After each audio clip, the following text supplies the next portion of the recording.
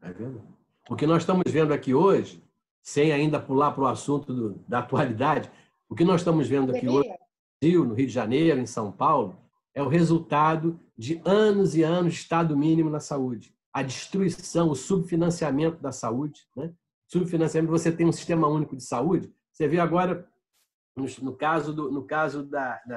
nessa situação que nós estamos falando aqui, da crise mundial e nacional da saúde. Se nós tivéssemos um serviço de saúde que funcionasse, se nós tivéssemos um serviço de saúde, por exemplo, o Sérgio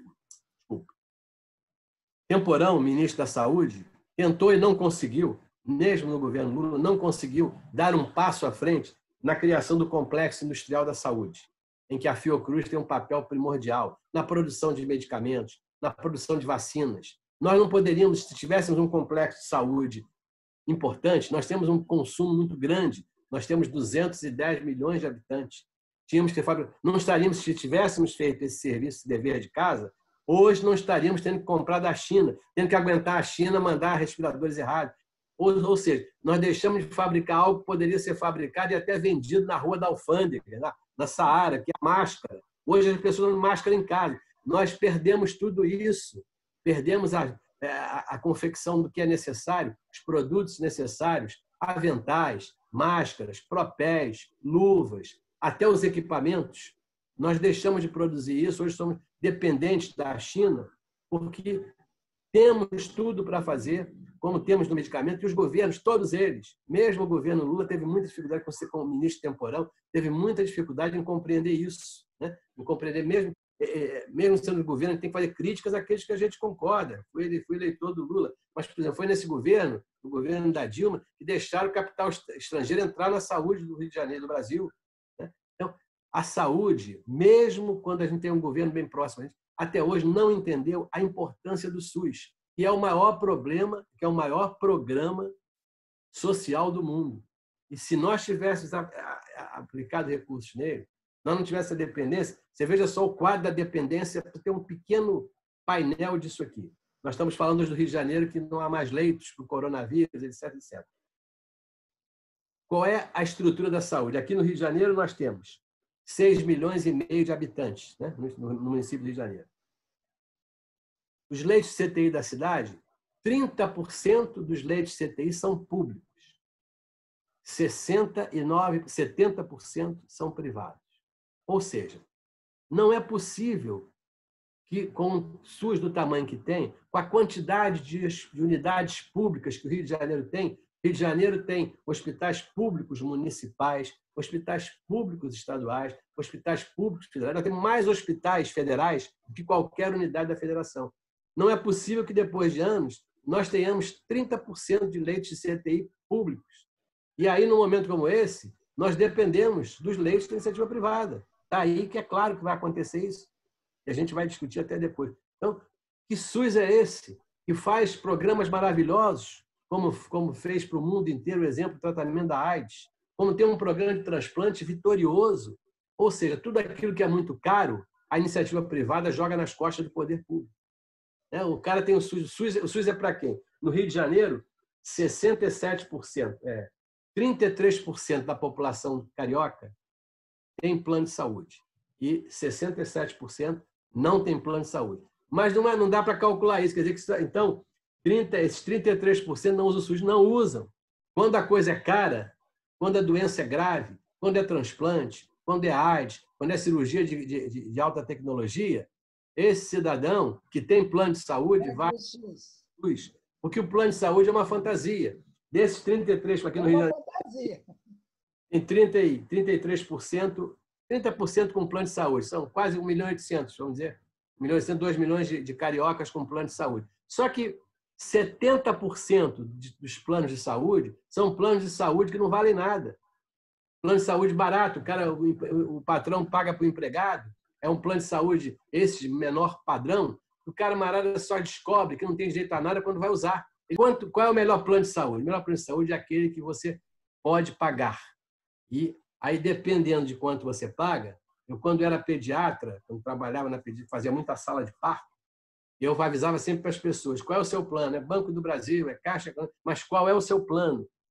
Vá ver, está grávida, você vai ter o filho em que hospital? Vá visitar o hospital. Muita gente achava, não, o meu plano dá direito ao hospital tal. Ela ia chegar no hospital para fazer a visita, ela tinha direito, não era quarto, então uma enfermaria sem banheiro. E ela só descobria depois que estava grávida, depois que já estava fazendo pré-natal. Então, o cara tem um plano de saúde. E aí a tentativa de plano de saúde, que barato, o que é plano de saúde barato? 200, 300, 500, 600, é plano barato. Não dá direito a nada, a não ser a saliva do médico, que é a consulta. Você vai no médico, teu plano dá, se o cara chega e diz, você está com um problema, acho que você tem um problema cardíaco, eu preciso fazer alguns exames em você. Começou o problema, porque o plano só dá direito à consulta, não dá direito ao exame. Muitos hospitais, que tem hoje, principalmente no subúrbio, quando o paciente precisa para o CTI, eles começam a pedir vaga no hospital público que fica do outro lado da rua. No MER tem muito disso. Muitas vagas do CTI de Salgado são preenchidas nos hospitais privados da área, e o sujeito, quando precisa de CTI, o plano dele não dá direito, o cara tem que empurrar o paciente para fora. Então, essa é a saúde que nós temos hoje. Um SUS que é destruído, e hoje o resultado está aí. A pandemia pegou a saúde pública brasileira nos seus piores momentos. No momento em que você teve um Estado mínimo, em que você tem o custo reduzido, o orçamento da saúde cada vez mais achatado, sem a necessidade de renovação. Então, esse é o SUS que esses governos deram para a gente, que a gente ainda tem esperança, como disse o Temporão, como diziam outras pessoas, de ter melhor qualidade. Que essa crise agora demonstre que nós precisamos investir mais no serviço público de saúde. O ministro que chegou aí disse que ele, primeira coisa, que ele quase não fala nada, ele tem a cara, ele parece ministro da morte mesmo, tem a cara de coveiro. Ele diz que ia comprar 400 milhões de testes, né? Não comprou nada até agora. O outro ministro também, nada comprou. Intencional. Helena, veja só, o cara morre no hospital, né? Você vê o que é da subnotificação. O cara morre no hospital. Como é? O cara chegou no hospital passando mal, com sintomas, piorou do quadro, tem baixa oxigenação, não respira, vai para o respirador, aí fica lá 7, 10 dias, complica, tem lesão renal, tem lesão pelo corpo todo e morre. Como é que faz esse atestado de óbito? Síndrome respiratória aguda crônica.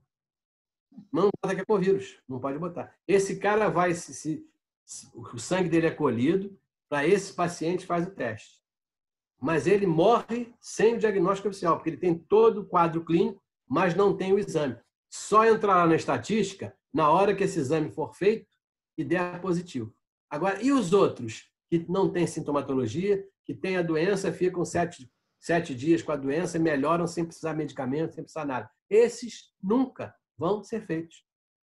É uma coisa absurda. Até a minha enteada, filha da minha mulher, que é médica, trabalha na Fiocruz, ela trabalhando em área de risco e tal, tem 2 filhos em casa e tal, ela começou muito bem de saúde, a filha começou a ter um resfriadinho, o filho também, ela ficou preocupada com os filhos, ela foi lá no hospital dela, fez o teste com o profissional de saúde. Testou positivo, sem sintoma algum. Ficou 14 dias em casa, nenhum sintoma, ela é jovem, nenhum sintoma também. Os filhos também não pegaram até agora. Se pegaram, ela não pôde fazer testagem nos filhos, fez só nela. Ou seja, ela é um caso de covírus que entraria na estatística de que não tem nada.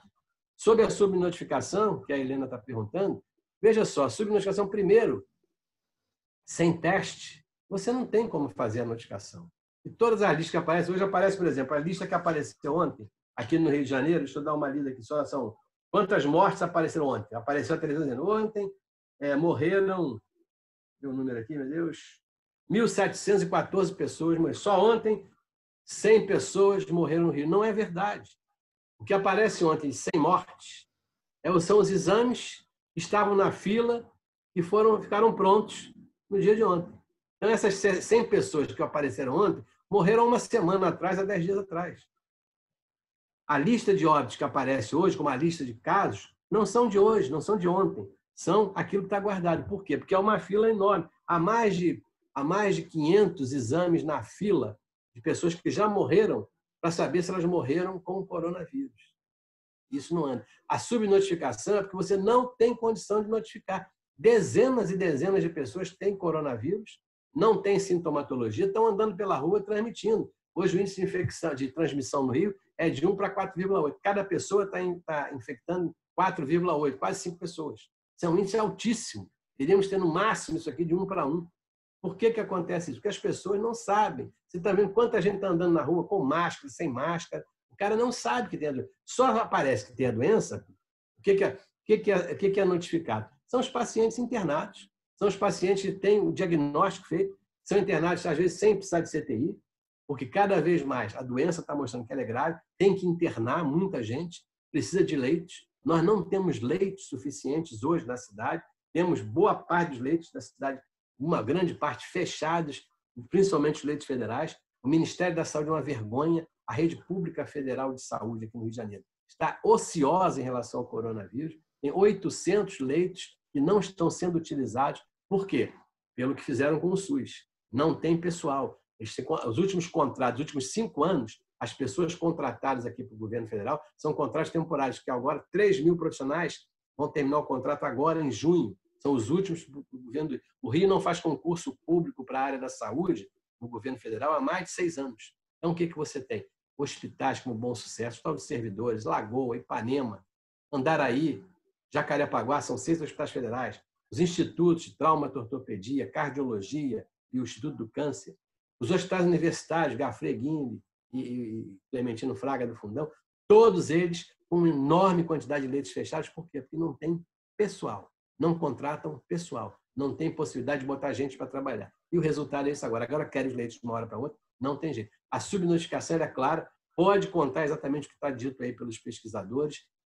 Se hoje você tem aqui no Rio de Janeiro 17.000 casos comprovados, pode multiplicar isso por 10 ou 15, que a realidade é essa. Nós temos mais de 170, 200, muito mais do que isso hoje aqui no Rio de Janeiro. No Brasil, então, é a mesma coisa. Como as mortes, você pode ter certeza, por exemplo, você tem hoje 890 casos de morte em avaliação aqui no Rio, no LACEN, no Laboratório Central. Desses 800 e tantos, 80% darão positivo. Morreram disso, mas esse resultado só vai sair daqui a uma semana, daqui a 10 dias. E cada vez que a gente vê a imagem que vimos ontem, final de semana, das pessoas indo para a rua, das pessoas indo para os bares, das pessoas não andando, não ficando em casa, esse é um primeiro problema. Essas pessoas vão infectar outros, que vão se infectar, esse resultado vai aparecer daqui a 7, 10 dias. E tem um outro problema, que é a história do lockdown, que entra na área econômica. Não há briga, economia e saúde. Não há. Eu me lembro de um tempo que o Gazola era secretário, ele brigava com a secretária de Fazenda, que ele dizia: economista não tem coração, não vai ao cardiologista porque economista não tem coração. É o que ele dizia com a briga dos recursos que não eram dados necessários para a saúde. O que nós temos hoje, é claro que o país está parado, é claro que vamos ter muitas demissões, é claro que vai aumentar o desemprego. Estados Unidos, que é o exemplo disso, tinha emprego pleno há 2 meses atrás, está com mais de 20 milhões de pessoas empregadas. E lá o Trump botou 3 bilhões de dólares para tentar fazer um colchão de proteção. Aqui, tenta-se um colchão de proteção que é necessário. Não dá para fazer lockdown, o nome que a gente quiser, não dá para cobrar das pessoas. Quem está andando na praia, não. Quem vai para a academia, quem não é esse tem que fazer. Mas as pessoas de comunidade, não dá para cobrar dessas pessoas que fiquem em casa. Se o cara não tem o que comer, vai ficar em casa para ver o filho morrer de fome. Ele não vai ficar em casa. A necessidade, para e passo a você fazer o isolamento social, tem que ter um colchão de proteção do governo federal, estadual e municipal. Nós aprovamos um projeto, a bancada do PSOL aprovou um projeto na Câmara, que é a extensão do programa Bolsa Carioca, Rede Carioca, o nome que tem aqui é o Bolsa Família do Crivella, a extensão, botando mais dinheiro para isso, para pegar principalmente os ambulantes, as pessoas profissionais de saúde que deixam de trabalhar, é o garçom do restaurante, a manicure, essas pessoas estão não tirar dinheiro. É o cara que mora na comunidade, que o restaurante que era garçom, que era cozinheiro no restaurante, que o restaurante fechou, não está funcionando, nem para entrega em casa. Esse colchão de proteção, aprovamos o projeto há mais de 3 semanas, o prefeito até agora não sancionou e não regulamentou o projeto. Então, não dá para cobrar de muita gente dessas comunidades, esse 1,5 milhão, 2 milhões de pessoas que moram em comunidades, não dá para cobrar essas pessoas que não saiam à rua. O cara vai decidir, eu vou jogar na sorte, vou tentar não me contaminar, mas vou buscar comida para o meu filho, para a minha mulher, para os meus filhos, para as pessoas que estão na minha casa. Então, não há como fazer esse tipo. Quando o presidente da República, isso não precisa fazer isso. Eu assisti uma entrevista no final de semana daquele sujeito que quase foi ministro da Saúde, aquele camarada que é deputado federal, até esqueci o nome do Rio Grande do Sul. Do Rio Grande do Sul. Aquele que foi ministro até agora há pouco tempo e agora é deputado, voltou a ser deputado federal. Ele dizendo que corajoso foi o presidente da República dizer que não precisa nada disso. Que com o Rio de Janeiro, São Paulo, tiraram todo mundo da rua e a contaminação é uma ignorância completa, mas eles dizem isso. Não é preciso fazer isso, não precisa tirar ninguém da rua, não. 70% das pessoas vão ter isso mesmo. E o cara que é velho vai morrer, que se dane.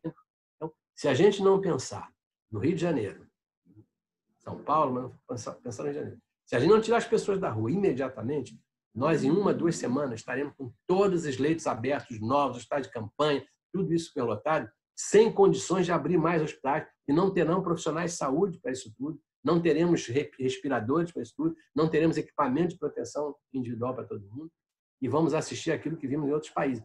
Como já estamos hoje. Hoje, segunda-feira, tem 450 pessoas em macas e em sofás, em leitos, em UPAs, em coordenações de emergência, em hospitais de emergência, precisando de leito CTI. O cara está com um negocinho no nariz respirando, mas sem conseguir a oxigenação necessária, precisando de um respirador para fazer ele respirar, e ele vai morrer, como a gente está vendo todos os dias, porque esse leito não vai aparecer. Bom, a história aí dos leitos, claro que num momento como esse, os leitos de campanha são necessários. Agora, além dos leitos de campanha, nós temos hoje mais de 1.400 leitos no Rio de Janeiro, federais, a maior parte, 800, estaduais e municipais, que poderiam estar funcionando para o coronavírus. Porque hoje não é só necessidade para salvar as vidas, não é só CTI.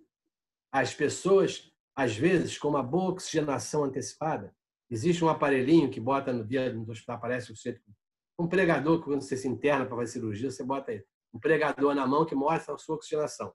Quando você baixa, aquela oxigenação está abaixo do nível, 90 alguma coisa, 90 e pouco, abaixo de 95, 94, às vezes 93, depende de cada lugar, você está oxigenando pouco no pulmão. Seu pulmão já deve estar comprometido. Então, mesmo que você não esteja precisando do respirador para te ajudar a respirar, o catéter de oxigênio, uma capa que eles colocam para você ficar com o oxigênio concentrado, você vai ter o atendimento necessário. E aí tem que ser leito de enfermaria. Você não pode fazer isso na cadeira da UPA ou dentro de casa. Você precisa desses cuidados. Nesse momento, você usa algumas medicações hoje para tentar ver se o quadro não evolui. A oxigenação, se botar mais oxigênio, vai dar um jeito de ajudar essas pessoas. Então, esse é um quadro importante, por isso a necessidade de leitos comuns, não só leitos CTI, leitos comuns de enfermaria são absolutamente necessários. E a questão, esses leitos, esses hospitais, o que nós precisamos? Dos hospitais de campanha e dos leitos que estão fechados, utilizados. Por que eles estão sem gente? Porque é a política de destruição do sistema de saúde. Os federais precisam de contratar, não é agora que vai conseguir contratar, agora está difícil de contratar, porque os médicos estão com medo, médicos principalmente estão com medo, não tem material de proteção, a situação é muito grave, a doença é muito nova, muito difícil. Esses profissionais trabalhar e tem que entender muito, não é só de pulmão, é de rim, é de hematologia.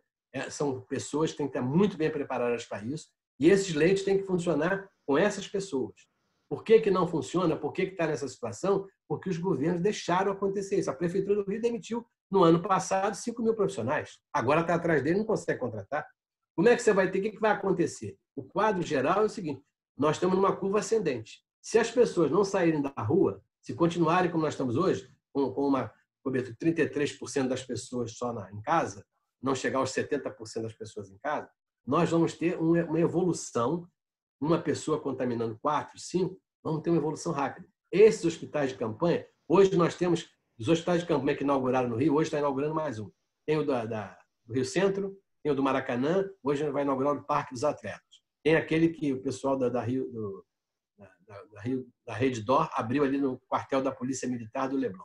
Esses todos funcionando, e mais todos abertos hoje, nós temos só 20% dos seus leitos estão funcionando. Por quê? Porque eles não têm os equipamentos, não têm o pessoal para isso. Então, hoje ainda não tem. Mas mesmo quando eles tiverem, eu acredito que se eles abrirem todos os seus leitos, 400 de um, 300 do outro, 200 do outro, daqui a uma semana a continuar nessa curva, em 1, 2 semanas, estarão todos cheios. E aí, que outros nós vamos abrir? Aonde vamos abrir mais leitos? Aonde vamos buscar? São Paulo, por exemplo, já está transferindo pessoas para cidades do interior que tenham condições de ter CTI, transfere da capital para abrir esse leito na capital, o cara vai para uma cidade do interior. que tenha condição, que tenha menos agredida com isso. É uma situação muito grave, que não planejamos, ninguém podia imaginar o coronavírus, mas é imaginar a rede de saúde. Porque essa rede de saúde já tinha problemas, quase 10 liminares por dia a Justiça aqui no Rio dava para pessoas pedindo vaga nos CTIs antes do coronavírus. Já morria muita gente que não conseguia vaga do coronavírus. E isso o pessoal da Defensoria conhece e denunciou isso perfeitamente. A questão do que podemos fazer, quem é responsável por isso? Governo Federal, Ministério da Saúde, Governo Estadual, Secretaria Estadual de Saúde e Governo Municipal. O que essa epidemia está mostrando é a desestruturação do sistema de saúde para atender o que é normal, nem o coronavírus. Nós estamos desestruturados para o normal. O SUS, as pessoas acham, tem que comprar plano de saúde, não resolve. Não há possibilidade de comprar plano de saúde. As pessoas que têm estão perdendo, ninguém está conseguindo pagar. Os planos individuais acabaram, ninguém vende mais plano individual. Os planos coletivos cada vez estão mais caros. Os planos de saúde estão tentando começar a vender planos de saúde individuais, que é uma mentira. O cara só tem direito à consulta e não tem mais nada. Ninguém vai conseguir fugir para a saúde privada. O que nós temos que fazer é recuperar aquilo que não se fez pelo SUS. É dinheiro. Aqui no Rio de Janeiro, o governo federal deveria contratar imediatamente, em urgência, esse profissional. Não fez. Sabe o que ele fez? O governo federal deu dinheiro, pediu para a Rio Saúde contratar os profissionais para o fundão e para Bom Sucesso. Para outras unidades, não. Então, qual é a solução para isso? É botar dinheiro, é contratar imediatamente, buscar de alguma maneira, pagar melhor, dar as condições de trabalho, mostrar que você está dando, que está aqui todo o material para você trabalhar, todos os equipamentos aqui, temos os respiradores, vamos fazer com que a indústria nacional faça os respiradores, não faça isso que aconteceu. A indústria nacional tem uma roubalheira danada e os respiradores pagaram, uma série de pessoas pagaram os respiradores e não receberam secretarias. O governo federal, os aparelhos chegam da China, deve ter mutreta, porque lá no Pará os aparelhos não funcionavam. Ou seja, é preciso que a gente encare isso com seriedade. É preciso saber que saúde não é gasto, é investimento. E que você tem que gastar o ano inteiro. E o SUS precisa de melhorar muito a sua gestão, mas melhorar também muito, acabar com o subfinanciamento de anos. O resultado disso tudo é o Estado mínimo, é o corte de recursos. O resultado deu isso que nós estamos vendo aí hoje. Por exemplo, nessa pandemia, na Austrália, o sistema de saúde, assim, juntou o que era público e privado, e é ele quem determina, na verdade, a utilização dos recursos da saúde, inclusive do privado. Se você colocasse o privado como complementar, o SUS, com o Estado tendo obrigação, na verdade, de responsabilidade com a saúde, ele deveria intervir, inclusive no privado, para poder você distribuir os problemas que você tem de saúde para esses hospitais também. Na Austrália está acontecendo isso. Perfeito? Seria essa é uma proposta que nós estamos tentando apresentar na Câmara e não estamos conseguindo nem o parecer favorável das comissões, que é a criação da lista única do Covid, né? Ou fila única do Covid. Ou seja, todos os hospitais públicos e privados deveriam, por essa lei, se a gente conseguir aprovar, vamos ver se conseguimos ainda, todos os hospitais públicos e privados teriam que diariamente informar quantos leitos tem de CTI, quantos estão vazios, quantos estão cheios, qual é o número de pessoas que estão entrando naquele hospital, para que a fila corresse para buscar essas vagas privadas. Você não vai tomar nem roubar, você vai pagar.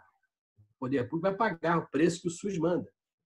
O São Paulo está tentando comprar leitos lá a 2.600 a diária do leito privado de saúde, que é um preço razoável, que o leito privado custa 8, 9 mil.